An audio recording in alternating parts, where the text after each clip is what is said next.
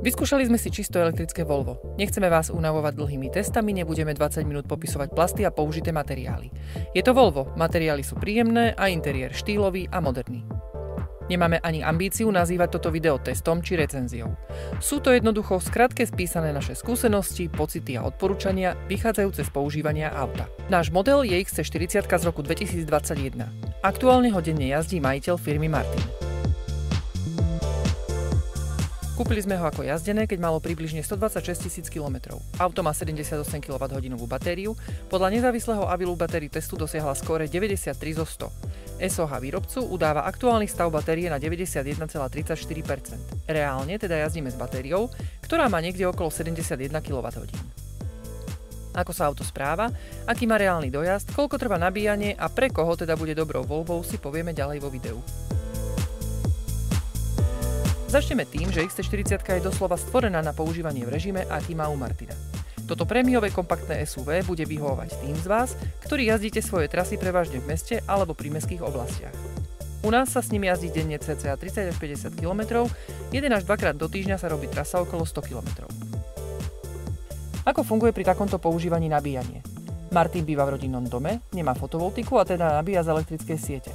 Nabíja podľa potreby, čiže po príchode domov auto pripojí na elektrickú sieť a nabíja tak, aby mal dostatok energie na jazdenie na druhý deň. Na nabíjanie používa obyčajnú 230V zásuvku. Za približne 8 hodín je nabíje na 100 km. Ak by mal trojfázovú zásuvku, nabíjanie by bolo samozrejme rýchlejšie. A ako riešiť dlhé cesty? Na to vám návod nedáme.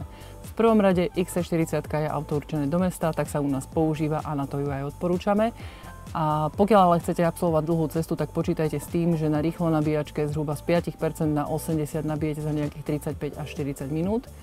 No a v druhom rade zbytočne vám budeme hovoriť, že nejaké auto má nejakú spotrebu, pretože aj pri našich naftových Volvách zbytočne vám budem hovoriť, že má spotrebu 5 litrov, pretože niektorý zákazník nám ho vráti s 5 litrami a niektorý so 7,5. Tak si vyberte. Komu by sme teda toto auto určite odporúčili? Toto auto je ideálne do mesta. Je štýlové, priestranné, má vysoký posed, vďaka čomu je z neho výborný výhľad a je obratné. Pohodlne sa tu odvezú 4 dospelí alebo rodina s 2 deťmi. Vďaka vyššiemu podvozku sa nemusíte báť ani mestského parkovania. Kufor je dostatočne priestranný na bežné nákupy, detský kočík aj cesty za dobrodružstvom. Ak by som to mala zhrnúť, tak na tomto aute sa nám páčia 3 veci. Prvá je jeho dizajn a užitkovosť. Hlavne ľahké nastupovanie, vystupovanie, jednoduché parkovanie, jednoduchá manipulácia s nákupmi, nasádzanie, vysádzanie detí, čiže taký bežný rodinný život. Druhá je cena, za ktorú nás odvezie do práce. Keďže Martin nabíja zo siete a nie z fotovoltaiky, momentálne to vychádza na 5 € na 100 km. No a tretia je 400 koní, ktoré v premávke naozaj nezaváhajú. Nestačí vám to? Súhlasíme.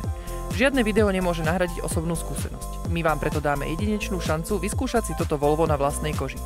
V popisku videa je link s bližšími informáciami, tak si ich určite pozrite. A ak vám prišlo naše video zaujímavé, prosíme o like.